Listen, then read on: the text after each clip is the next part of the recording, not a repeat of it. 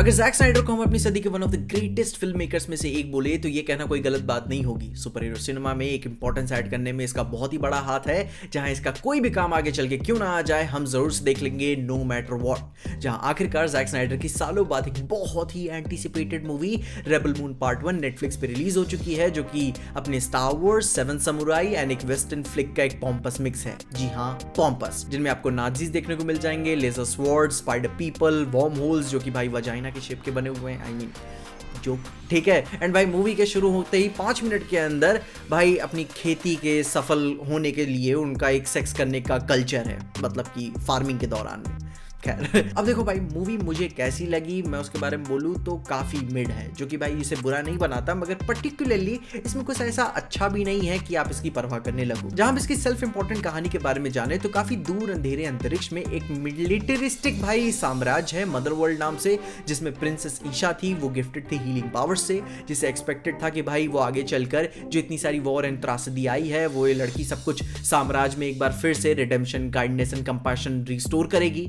हालांकि अपने राष्ट्रलक के दौरान में ही उसके पेरेंट्स और उसका मर्डर हो जाता है, बहुत ही करीबी और बहुत ही पर्सनल लोगों के थ्रू, जिसको एक समय पे उन्होंने कंपैशन दिखाई हुई थी, शरण दी थी, दया दी थी। एंड उसके बाद आगे चल के बेलिसरिस, जो कि एक सेनेटर है, जो कि इन सारी कंट्रोवर्सी के बाद सत्ता अपने हाथों में लेने के बाद उसने पूरा कॉन्क्वेस्ट फिर से शुरू कर दिया, अपने स्पेस को भाई कॉन्कर करने वाला। जहां वो सारा काम करते ही करते प्लैनेट वेल्ट पे जाते हैं। नोबल उन गांवों पे अत्याचार करता है उनके धान के लिए, जिनमें कोरा एम्पायर का सच जानती है। वो जानती है कि वो तुम्हारा धान भी ले लेंगे, तुम्हें मार भी देंगे, क्योंकि भाई वो पहले एम्पायर के लिए काम करती थी, मगर फिर अनफॉर्चुनेट इंसिडेंट्स के बाद उसने ये सारी बकचोदी छोड़ दी एम्पायर के लिए और इस गांव में आके छिप गई। लेकिन अब फिर जो भाई उन पे हमला चालू हो चुका है, तो उसके अंदर से एक जिम्मेदारी तौर पे उसका दिल भी जाग जाता है कि चलो इन लोगों को बचाना तो चाहिए ही, और उसके चलती अपनी एक छोटी प्राइवेट रेबेलियन शुरू करती है, जिसमें होपफुली उसे भी थोड़ा सा रिडेम्पशन मिल जाएगा। जैसे सेवन समुराई मूवी में हुआ था।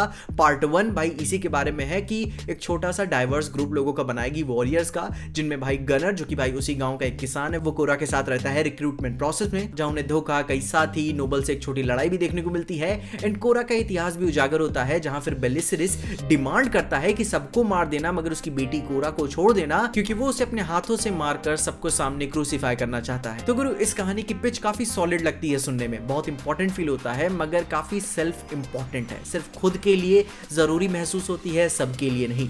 जहां सिंपल भाषा में बोलूं तो फिल्म रेबल मून पार्ट 1 का काम ही यही था कि अपने 2 घंटे के स्पैन में कैरेक्टर्स को इंट्रोड्यूस करे, टीम रिक्रूट करे, उन्हें इंपॉर्टेंट फील कराए, कैरेक्टर से कनेक्ट कराए, और फिर आगे जरूरी कहानी आगे के लिए रिजर्व छोड़ दे। ठीक जैसे सेवन समुराई में हुआ था। मूवी के शुरू के पौने 2 घंटे सिर्फ कैरेक्टर्स के इंट्रोड्यूशन में ही, सेटअप करने में ही निकल जाते हैं, जहां रेबल मून पार्ट 1 का यही पर्पस था, जहां लोगों के प्लैनेट पे प्लैनेट जाके वो लोगों को रिक्रूट करे, जो कि बहुत कन्वीनियंटली हो जाता है, जैसे मैं बोलूंगा। एंड वो प्रोसेस काफी लेजी भी होता है, मतलब कि ऐसा मामला है कि भाई तू चलेगा, वो बोलता है नहीं, फिर वो बोलती है प्लीज, और बोलता है ओके ठीक है। आई मीन इतना कन्वीनियंट माहौल था। एंड के ऊपर से आप इन कैरेक्टर्स की कोई परवाह नहीं कर रहे होते हो, राइटिंग इतनी इजी लेजी है। जहां तो भाई मेरा यही मानना है कि भाई कहानी काफी रश थी कई सारे मायनों में, मगर कई लोगों का बोलना है चौट भी है, जिसमें भाई डायरेक्टर्स कट पे मैं थोड़ा सा नाराज और अपना रैंट देना चाहूंगा कि भाई बार बार मजाक नहीं अच्छा लगता। जैक स्नाइडर, आप ऐसी पिक्चर बनाते ही क्यों हो कि फिर उसे बोलना पड़े कि मेरा डायरेक्टर्स कट आएगा जो कि वो और अच्छा होगा। जहां 1-2 बार समझ में आता है, मगर हर बार सेम गलती कोई कैसे कर सकता है, क्योंकि दैट मीन्स कि यह कट देख के तो भाई मैं अपना टाइम वेस्ट कर रहा हूं।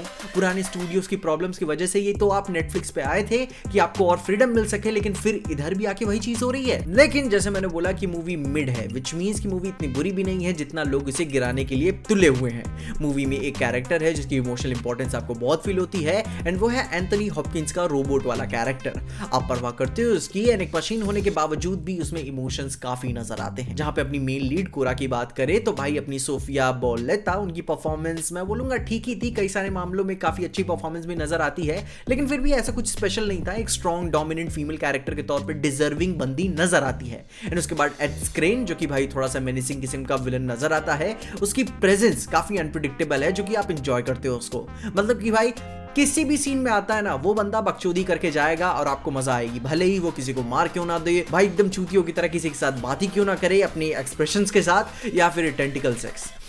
ओ भाई साहब, वो सीन था एक, जहां विजुअल्स की बात करें तो जो कि जैक स्नाइडर की पीक चीज होती है किसी भी मूवी में, तो भाई अपने सोर्स मटेरियल के साथ सिंसियर है, आउटलैंडिश इमेजिनेशन के लिए क्रिएटिव है, लेकिन सिंपली ऐसा कुछ नहीं है जिसे आप देखकर इसे स्पेस ओपेरा को वन ऑफ इट्स काइंड बोल दो। कुछ फ्रेम्स इसमें देख के आपको बहुत कूल लगते हैं, स्लो मोशंस में भी स्लो मोशंस ऑन नजर आते हैं, एंड एक्शन सीक्वेंसेस भी एक थोड़ा सा कूल लगते हैं, सब नहीं लगते हैं, लेकिन भाई स्लो मोशन काफी स्टेरॉइड्स पे चढ़ा के रखा हुआ है इसमें, जो कि मैं बोलूंगा थोड़ा बहुत तो कूल लगता ही है, क्योंकि भाई हाई स्पीड पे कुछ भी चला दो कुछ भी कूल लगेगा। जहां पे ऐसे भी कुछ मूवी में ब्राउनिश फ्रेम्स थे जो कि मुझे बिल्कुल भी पसंद नहीं आए, जैसे कि एक फ्रेम तो मैं भूल ही नहीं पाता कि जब कोरा एंड काई धोखे से पहले भाई बात कर रहे होते हैं शिप में, भाई वो फ्रेम मुझे बहुत गंदा लगा था। स्नाइडर के विजुअल्स हर बार कुछ ना कुछ अलग होते हैं, लेकिन इस बार इसमें ऐसा कुछ खास नहीं था। जहां इसका सीजीआई में बोलूंगा स्टार वॉर्स के कंपैरिजन में काफी अच्छा था। आई मीन मैच्योर थीम्स को यूज किया गया है इन्होंने, एंड वो कैरेक्टर्स में भी मैच्योर थीम आपको नजर आते हैं कि भाई ऐसे ही बस खड़े नहीं हैं, वो बल्कि अडल्ट्स के लिए हैं। जहां जो प्रोजेक्शंस आप एक्सपेक्ट करते हो ड्यून इन स्टार वॉर्स से, वो एक्शन वॉयलेंस जो वो नहीं दिखा पाते हैं वो यहाँ पे नजर आता है, एंड वो काफी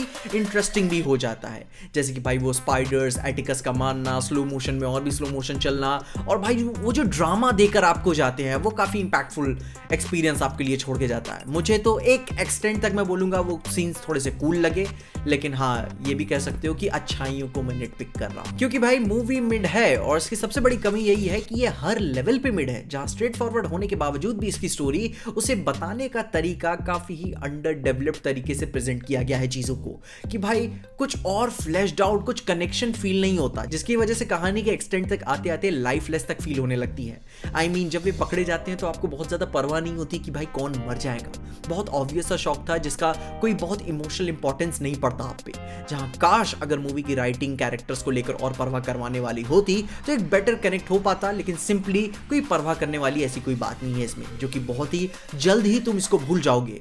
मूवी फॉर श्योर मैं बोलूंगा बुरी तो नहीं है, बस काफी मिड है। जहां ये बात हम सब समझ पा रहे हैं कि जैक स्नाइडर जो कल्चरल इंपैक्ट इससे क्रिएट करना चाहते थे कि ये एक next dune, next star Wars बनने वाला है, लेकिन वो जादू ये क्रिएट करने में कामयाब नहीं हो पाए। एंड अनफॉर्चुनेटली ऐसा लगता है कि रेबल मून उन over ambitious science fiction movies की लिस्ट में खो जाएगी, जो उम्मीद तो आपको बहुत कुछ करती हैं मगर डिलीवर आपको बहुत कम करती हैं। अब जो कि भाई इसके नेक्स्ट पार्ट के लिए तो मैं बहुत ज्यादा एक्साइटेड नहीं रहूंगा, लेकिन जो कि सिर्फ इसने जैक स्नाइडर ने बनाई हुई है, तो भाई इसे देख जरूर लूंगा। बाकी तुम अपने ओपिनियंस बताओ कि तुम इसके बारे में क्या सोचते हो, और अगर नहीं देखी है तो जाके एक बार चेकआउट कर लेना। स्नाइडर कमाल है, रोज रोज नहीं आता है, तो अपने ओपिनियंस में कमेंट जरूर बताना। एंड इन्हीं सारी बातों के साथ साथ मैंने एक्वामैन 2 का भी रिव्यू किया हुआ है। फाइनली डीसी खत्म हो चुका है भाई, अपनी पुरानी डीसीयू की फाइनल मूवी थी, तो जाके उसे जरूर चेकआउट कर लेना कि भाई आखिरी बार उन्होंने क्या किया हुआ है।